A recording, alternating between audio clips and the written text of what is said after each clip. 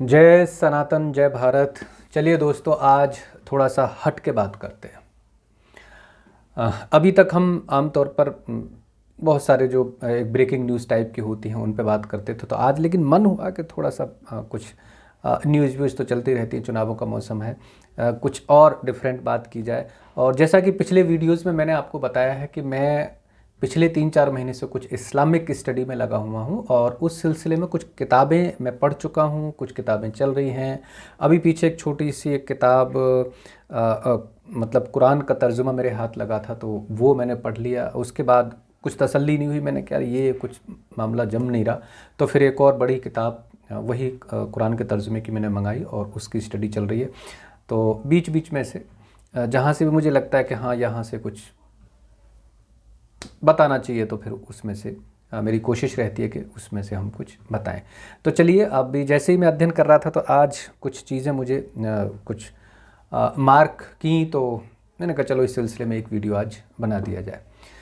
अब इसमें है क्या दरअसल कि थोड़े से, हालांकि कोई चौंकाने वाले तथ्य नहीं है, ये पिछले करीब 5-6 सालों से जब से इस तरह की बहस इस देश के अंदर शुरू हुई है तब से हम इन चीज़ों को जान रहे हैं। लेकिन मैं भी नहीं मानता था, मुझे भी यकीन नहीं था इन चीज़ों पे कि हाँ सच में क्या ऐसा कुरान के अंदर या हदीसों के अंदर इस तरह की बातें लिखी हुई होंगी।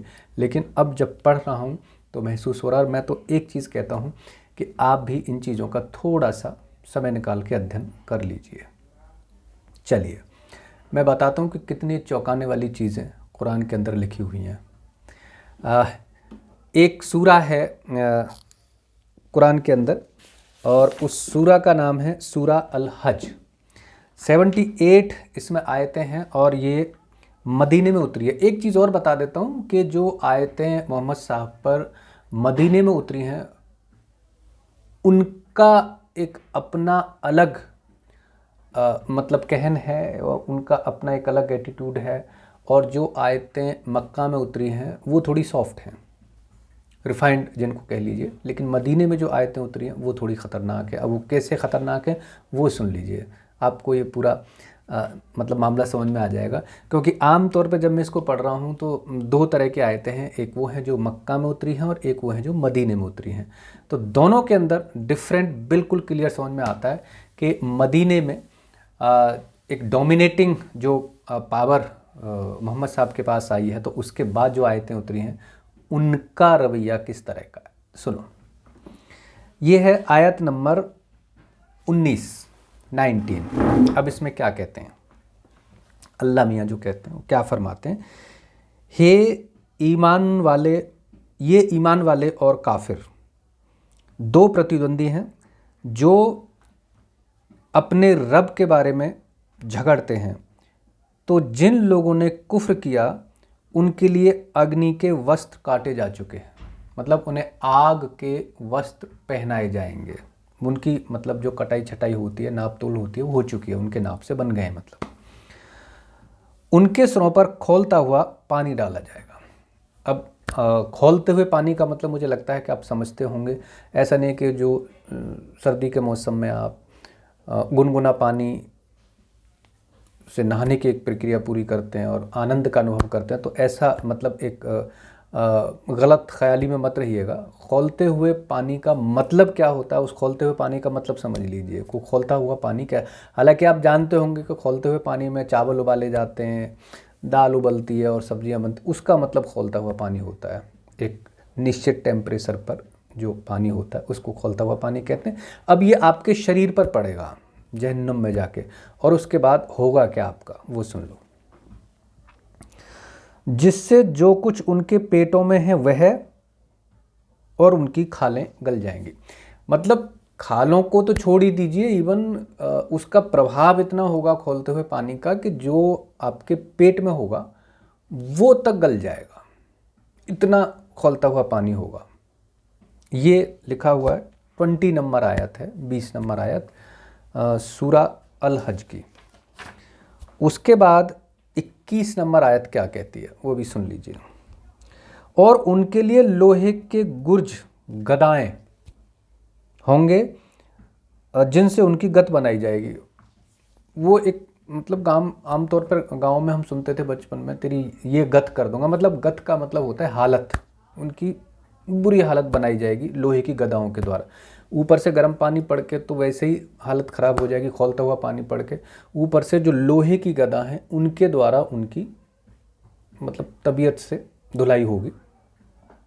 समझ लो आप कैसे होती है। जैसे वो देखा नहीं है रामायण में, महाभारत में, जो भीम की गदा होती है, हनुमान जी की होती है, और जितने भी वानर सेना होती हैं उनकी गदाएं होती हैं।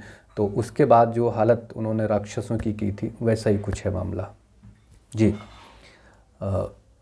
समझा रहा हूँ आपको बार बार। उसके बाद आयत नंबर 22, 22 नंबर आयत जी। इसमें क्या कहते हैं अल्लाह मियाँ, जब कभी वे दुख के कारण उस जहन्नम से निकलना चाहेंगे, मतलब होता है कि भाई ये जो है परेशानी की जगह है, तो आमतौर पे तो आदमी किराए पे भी मकान लेता है तो कोशिश करता है यार यहाँ पानी नहीं है, बिजली नहीं है, कुछ और अलग तरह की परेशानी है, धूप ठीक से नहीं आती, हवा ठीक से नहीं आती, मकान बदल दो। लेकिन अगर आप उस जहन्नम से निकलना चाहेंगे, आप सोचें कि सिर्फ खौलते पानी से हम बच जाएं, तो क्या होगा? तो फिर उसी में लौटा दिए जाएंगे और कहा जाएगा लो चखो मज़ा इस यातना का, चखो मज़ा इस जहन्नम का। मतलब बोल बोल के न बेटा आ गए, अच्छा लो अब तुम्हारी ऐसी की तैसी। तो वो वाली जो चीज़ है उसको थोड़ा सा मतलब जहन में रखो कि तुम्हारा होने क्या वाला है।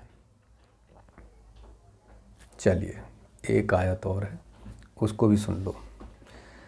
निश्चय ही अल्लाह उन लोगों को, 23 नंबर आयत, निश्चय ही अल्लाह उन लोगों को जो ईमान लाए और अनुकूल कर्म किए, ये अच्छी बात है, ऐसे बागों में दाखिल करेगा जिनके नीचे नहरें बह रही होंगी, वहाँ से स्वर्ण के कंगन और मोती से आभूषित किए जाएंगे और वहाँ उनका वस्त्र रेशम होगा।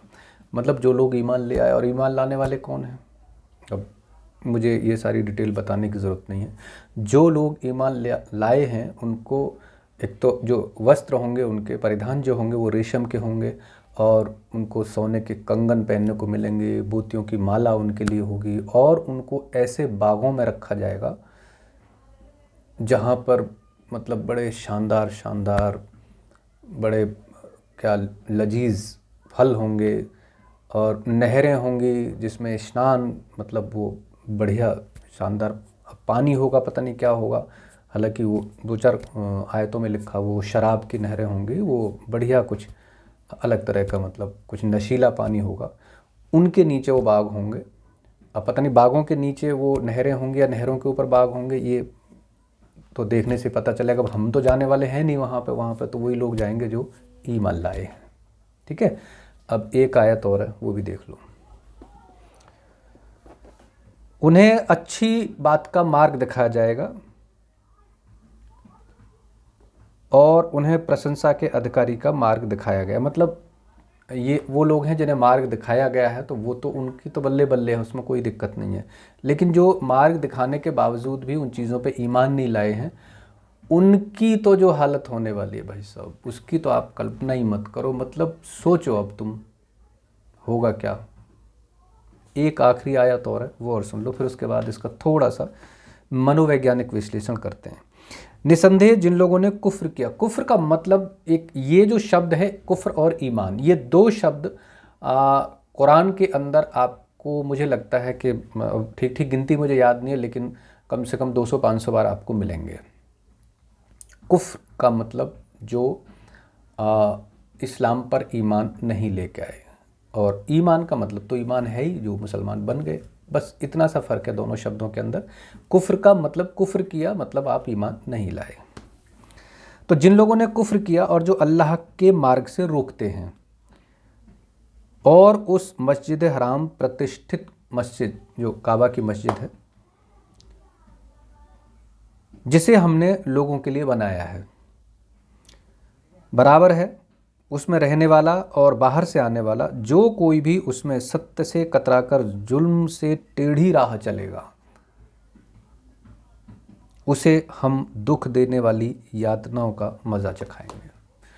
कुल मिला के ये लगभग मतलब 7-8 आयतें जो मैंने यहाँ पर पढ़ी हैं, इन आयतों का लब्बो लुबाब यही है कि जो लोग ईमान नहीं लाए, जो लोग मुसलमान नहीं बने, उन लोगों के साथ आखिर में होना क्या है, आखिरत जो जिसको कहते हैं ये लोग, उस आखिरत के समय पे होना क्या है कि वो लोग तो सब जाएंगे उसमें जन्नत में, जहाँ पे बाग हैं और हूरें हैं, एक एक के हिस्से में बेहतर बेहतर हूरें, और वो भी 130 फीट की, मैं बताऊंगा उसके विषय में भी, वो आएंगी। और जो लोग ईमान नहीं लेके आए हैं, यानी कि जो लोग मुसलमान नहीं बने हैं, उनके लिए वही सब मतलब आग के कुंड हैं, आग का दरिया है, उसमें भूने जाएंगे, ऊपर से वो खौलता हुआ पानी डाले जाएगा। और एक चीज़ और, ऐसा नहीं कि एक बार डाल दिया और काम हो गया ना, एक बार जल जाएंगे उसके बाद वो खाल फिर से उनकी चेंज करी जाएगी, फिर दोबारा डाला जाएगा, और ये प्रक्रिया मतलब अनंत काल तक चलती रहेगी, जब तक रहते दुनिया, यानी जब तक ये पृथ्वी, आकाश और ये पूरी कायनात है, तब तक वो प्रक्रिया चलती रहेगी। अब आप मतलब फ़ैसला आपको लेना है कि आपको करना क्या है। मेरा काम था बताना, मैंने बता दिया। चलिए हम नेक्स्ट वीडियो में फिर कुछ ऐसी आयतों के बारे में जिक्र करेंगे, उनका विश्लेषण करेंगे। बहरहाल मैं सिर्फ मतलब आपको ये बताना चाहता हूँ कि ये किताब है कुरान मजीद, और जिसको कि ये कहा गया है कि अल्लाह की किताब है, हो सकती है, खैर कोई बात नहीं, लेकिन उस किताब के अंदर किस तरह की एक विचार का मतलब पोषण है कि भाई जो लोग इस्लाम कबूल ना करें, इस्लाम में विश्वास ना रखें, ईमान ना लाएं, कुफ्र करें, ऐसे लोगों के लिए कितनी भयंकर भयंकर बातें कुरान के अंदर लिखी हुई हैं। बस उससे थोड़ा सा आप वाकिफ़ रहें, उससे थोड़ा सा रूबरू होते रहें, आपको पता चले कि इस्लाम क्या है, कुरान क्या है, अल्लाह क्या है, और उस अल्लाह पे ईमान लाने वाले हैं क्या, दरअसल वो क्या आपके बारे में सोचते हैं। इन सारी चीज़ों का संज्ञान आपको होना चाहिए। चलिए नेक्स्ट वीडियो में हम फिर कुछ इसी तरह का विश्लेषण करेंगे। तब तक के लिए मैं आपसे एक निवेदन करता हूं कि आपकी राय, आपके कमेंट्स, आपके लाइक्स हम तक आते रहें, और एक विशेष निवेदन और करता हूं कि चैनल को सब्सक्राइब प्लीज़ ज़रूर कर लें, ताकि हम और आप आपस में जुड़े रहें और हमारी बात आप तक पहुंचे, आपकी बात हम तक पहुंचे, ये सिलसिला यूं ही चलता रहे। नेक्स्ट वीडियो तक के लिए जय सनातन, जय भारत।